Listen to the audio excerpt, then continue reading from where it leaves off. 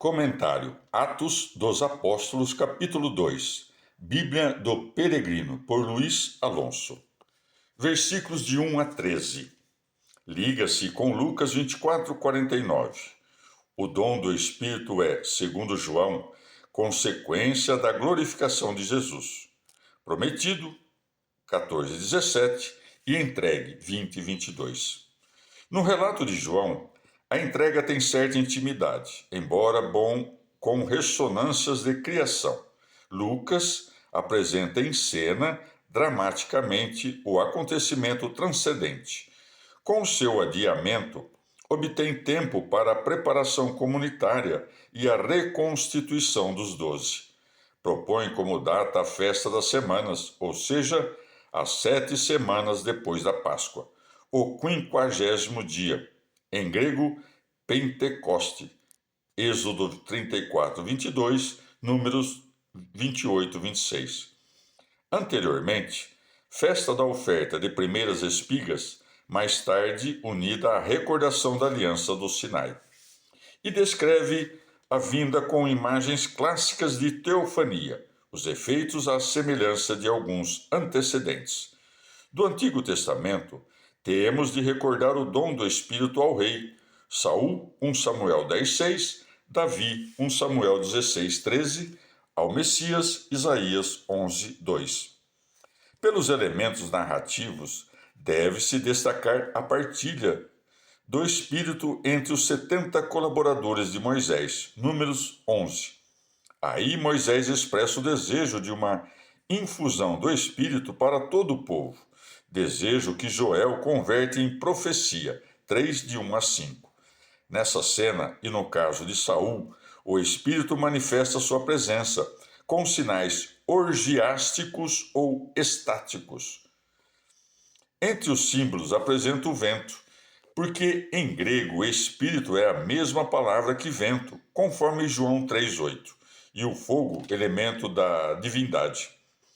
Vento teofânico, Isaías 30:27, Ezequiel 1:4, 3:12, fogo, Salmo 18:13, 29:7, 53, 97:3. Línguas de fogo é metáfora visual, Isaías 5:24, que aqui adquire valor simbólico porque o dom do Espírito visa a proclamação do Evangelho e se manifestará em fenômenos de linguagem. As línguas do Espírito se repartem, como em Números 11. O Espírito repousa estavelmente, como em Isaías 11:3. Versículo 2. Por mais que estivessem esperando, o estrondo chegou de repente e enche toda a casa. Talvez signifique que é ouvido em toda a casa. Versículo 3. Um só Espírito pousa e se distribui. 1 Coríntios 12:11. Versículo 4. A informação sobre a língua não é coerente. Aqui se diz que falavam línguas estrangeiras, capacitados pelo Espírito. Mais abaixo, o povo diz que falam numa língua, a própria, mas que cada um a entende na sua, como numa milagrosa tradução simultânea. Versículos de 5 a 8. A cena anterior era imaginada numa sala a serviço dos presentes. De repente, os apóstolos se encontram como num cenário ante um público numeroso, formado de judeus piedosos ou devotos, procedentes de toda a diáspora e estabelecidos em Jerusalém. Uma reunião como a anunciada pelos profetas, Isaías 26:13, 49:22, 64:9 e Zacarias 8, de 7 a 8, com caráter mais ideal que real. Os perfis aqui se confundem, porque o narrador supõe muitas coisas ou delas se despreocupa. Se residiam em Jerusalém, não entendiam o aramaico? Por que o estrondo os congrega todos nesse lugar? Quando os discípulos começaram a falar, a primeira reação é de admiração diante do prodígio, algo sem precedentes na tradição bíblica. A língua dos apóstolos torna-se universal, como a do céu, Salmo 19. A divisão e dispersão de Babel, Gênesis 11, inverte a direção. A diáspora judaica convertida será o primeiro círculo concêntrico da confluência para o alto do monte. Isaías 2, de 2 a 5. O segundo círculo serão os prosélitos. Versículo 11. Versículos de 9 a 11. A lista, metida à força na pergunta dos presentes, quer dar impressão de pluralidade e totalidade. Olhada de perto é desconcertante, porque mistura povos, regiões, províncias romanas, junto com a Judéia. Cretenses e árabes poderiam abranger Ocidente e Oriente. Versículos de 12 a 13. A segunda reação é divisão de opiniões entre a perplexidade e a zombaria. Fácil recurso para desqualificar o que não se entende, conforme 1 Samuel 1,14. Do ponto de vista narrativo, a zombaria serve de transição. Versículo 14. O discurso de Pedro é solene e importante. É o primeiro pronunciado depois de receber o Espírito. A imagem de Jesus que, depois de receber o Espírito no batismo, pronuncia um discurso programático na sinagoga de Nazaré. Lucas 4. É o primeiro de uma série de discursos semelhantes. 3 de 12 a 16, 4 de 8 a 12. Embora elaborado pelo narrador, parece refletir um modelo de pregação primitiva aos judeus. Divide-se comodamente em duas partes, marcadas pela dupla introdução, versículos de 15 a 21 e 22 a 36. Pedro fala de pé, à maneira dos oradores gregos. Levanta a voz como requer o público. Pede atenção como qualquer outro. Isaías 1, 10, 28, 23, Salmo 49, 2. Para uma mensagem importante. Versículos de 15 a 28. Dedica a primeira parte a explicar o que está acontecendo, negando a explicação superficial da embriaguez e propondo a explicação justa que, para um auditório judeu, consiste em apresentar o fato como cumprimento de um texto profético da Escritura, Joel 3, de 1 a 5. O narrador não tem escrúpulos de pôr na boca de Pedro, que fala em aramaico, a tradução grega dos 70. Versículos de 7 a 21. O texto citado pertence à seção escatológica de Joel, texto pós-exílico. O profeta transforma em profecia de futuro aquilo que era desejo ou sonho na boca de Moisés. Números 11, 29. O dom do Espírito será para todo o povo, sem discriminação de idade, sexo ou condição. Lucas transforma o depois de Joel em os últimos tempos, que acabam de começar.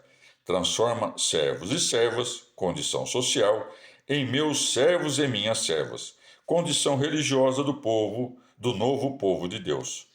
Os prodígios cósmicos são mantidos, embora a realidade os tenha traduzido em vento e fogo celestes, não aterradores. O último versículo de Joel adquire um peso novo no contexto. Ressoa com força a extensão universal, e o nome que se há de invocar é o de Jesus. Versículos de 22 a 36. Dirigiu-se primeiro a judeus, versículo 14, denominação restrita. Agora diz israelitas, visando o Israel histórico e ideal. No comentário final o chama irmãos. A segunda parte do discurso, ainda com materiais do querigma, tem caráter profético. Denuncia um pecado, contrapõe o desígnio de Deus, convida a conversão ou reconhecimento. Pelo que tem de denúncia, diante da conversão, poderíamos fixar-nos no modelo de Jeremias 2 e 3. Termina em arrependimento e volta. Pelo que tem de apresentação de um personagem, poderíamos consultar textos sobre o servo. Isaías 42, de 1 a 4, 52, de 13 a 53 e até 12. Outro modelo pertinente é a pregação do Batista, segundo Lucas 3, de 17 a 18. A parte positiva se explica ou prova com dois textos de Salmos lidos como profecia, Salmo 16, de 8 a 11 e 110, 1. O primeiro é um dos raros do Antigo Testamento em que se vislumbra a vitória da vida sobre a morte. O que é vislumbrante, o orador o compreende, com uma tradição judaica, como certeza. Argumenta tomando a primeira pessoa, o eu, do salmo, e indagando quem o pronuncia. Davi, o suposto autor? A história o desmente, porque Davi morreu e seu sepulcro é conhecido e venerado. Então o pronuncia o futuro descendente prometido a Davi, segundo 2 Samuel 7, de 12 a 13. O segundo salmo canta a exaltação de um rei, como rito de adoção divina ou como imediata consequência. O orador argumenta de modo semelhante, identificando a segunda pessoa. Não pode ser Davi, é seu descendente. Outro uso do mesmo texto nas disputas do templo, Lucas 20, de 42 a 43. Versículo 22. Começa a apresentação de um personagem, não uma teoria, identificado com nome e procedência. Na época em que Lucas escreveu, os judeus já caracterizavam os cristãos com o apelido de nazarenos. As credenciais desse homem, que devem ter sido válidas para vós, pois vinham de Deus, eram milagres, prodígios e sinais. Um trio convidativo, Lucas 19, 37, no qual ressoam as ações de Deus no Antigo Testamento. Deuteronômio 4, 34, 7, 19 e Salmo 135, 9. Nessa primeira frase, soa uma repreensão implícita. Não aceitaram as credenciais, Lucas 11, de 29 a 32. Versículo 23. De modo conciso, contrapõe a ação humana criminosa ao desígnio divino que a engloba e dirige. Como o formulou com precisão José a seus irmãos, Gênesis 50, 20, como resulta da ação do faraó, Êxodo 9,16.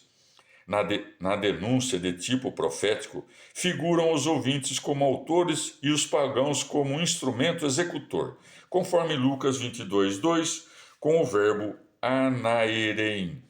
Versículo 24. Com intervenção inesperada e soberana, Deus inverte o resultado. As dores de parto, da morte, são tradução aproximada da expressão hebraica, laços da morte. Salmo 18, de 5 a 6 e 116, 3. Morte como personificação poética ou divindade infernal. Isaías 22, 15, Jeremias 9, 20, Salmo 49, 15, Jó 28, 22. Não tinha poder para reter Jesus em seu domínio. Versículos de 25 a 28. Em Atos 13, 35, Paulo cita o penúltimo versículo do Salmo. À luz da ressurreição, várias expressões adquirem nova força. Não vacilarei. Alegria plena, o descanso da carne. O grego traduziu cova por corrupção, sem mudar o sentido. Versículo 29. Chama Davi patriarca à semelhança dos antepassados das 12 tribos. E o chama profeta, aludindo talvez a 2 Samuel 23, 2, e segundo velha tradição que sobreviveu durante séculos. Os padres gregos chamam Davi o profeta. Estava sepultado na chamada cidade de Davi, 1 Reis 2:10. Versículos de 20 a 32. Identifica o ungido, igual o Messias com o descendente legítimo prometido por Deus. O passo seguinte consiste em identificar o descendente Messias com Jesus. E isso compete às testemunhas da sua ressurreição. Lucas 24, 48. Versículos de 33 a 35. Segue-se a nova etapa, segundo a concepção de Lucas, a exaltação, ascensão de Jesus para sentar-se à direita de Deus, de onde envia o Espírito. Nessa etapa se encontram todos.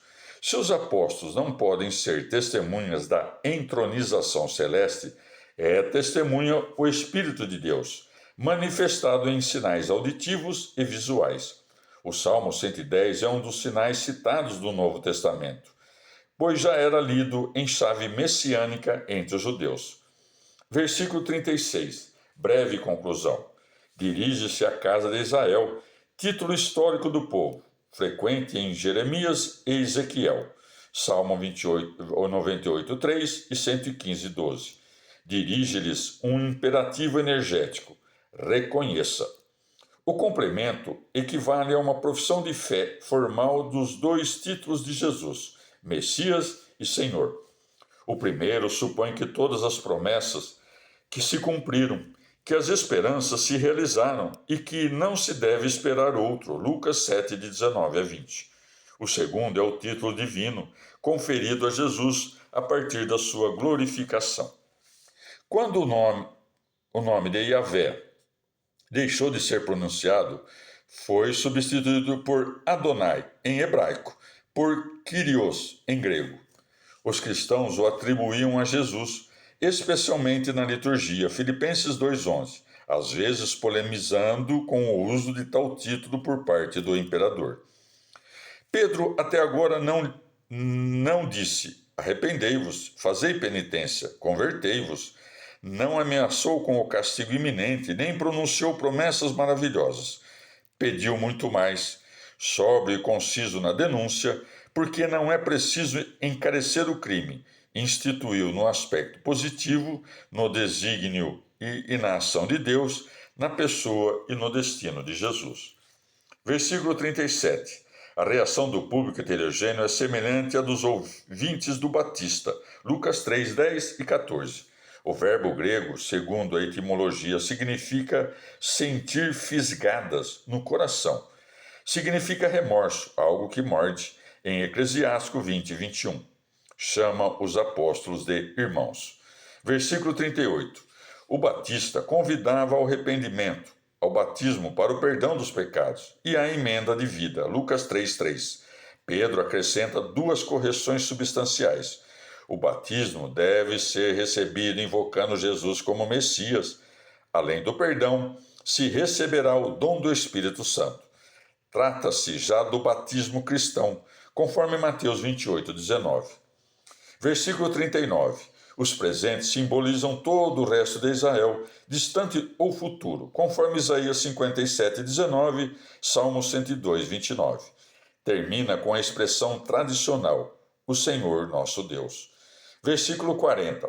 O narrador nos dá a entender com essa frase que o discurso citado é só uma amostra da pregação primitiva. A geração perversa, Deuteronômio 32:5 e Salmos 78:8, significa o grupo dos que resistem a crer. A definição não é temporal, mas de atitude. Pode-se comparar com os filhos degenerados de Isaías 1:4 e com o convite a sair da Babilônia, de Jeremias 58 e 51:45. Versículo 41. O número quer sublinhar o efeito da pregação sob a ação do Espírito, o crescimento inesperado da comunidade fiel. Versículos de 42 a 47. Esse é o segundo sumário do livro, apresentado como o efeito imediato do dom do Espírito. Seguir-se-ão 4 de 32 a 35 e 5 de 11 a 16. Um ato único desemboca na vida comum e cotidiana. Ao dar-nos uma descrição do estilo de vida, o autor nos indica ao mesmo tempo os fatores que expressam e mantêm essa vida. Tem um forte sentido de comunidade a ponto de partilhar os bens, segundo o critério ideal de dar a cada um segundo sua necessidade. Os apóstolos dirigem a comunidade com seu ensinamento, que prolonga o de Jesus, conforme Lucas 4:32, com autoridade. Entre as práticas se destacam a oração no Templo de Jerusalém, como continuidade com o passado, a Eucaristia, fração do pão, em casas de família, como celebração nova e específica, Lucas 22:19, o mandato de Jesus. A refeição em comum pode ser o ágape, que precede a Eucaristia. Os apóstolos continuam realizando prodígios, como Jesus, Lucas 19:37, que provocam em todos um sentido de reverência, como na cura do paralítico, Lucas 5:26. Por ora vivem em paz com os de fora e são estimados, e por obra de Deus, a comunidade dos que se salvavam continua crescendo.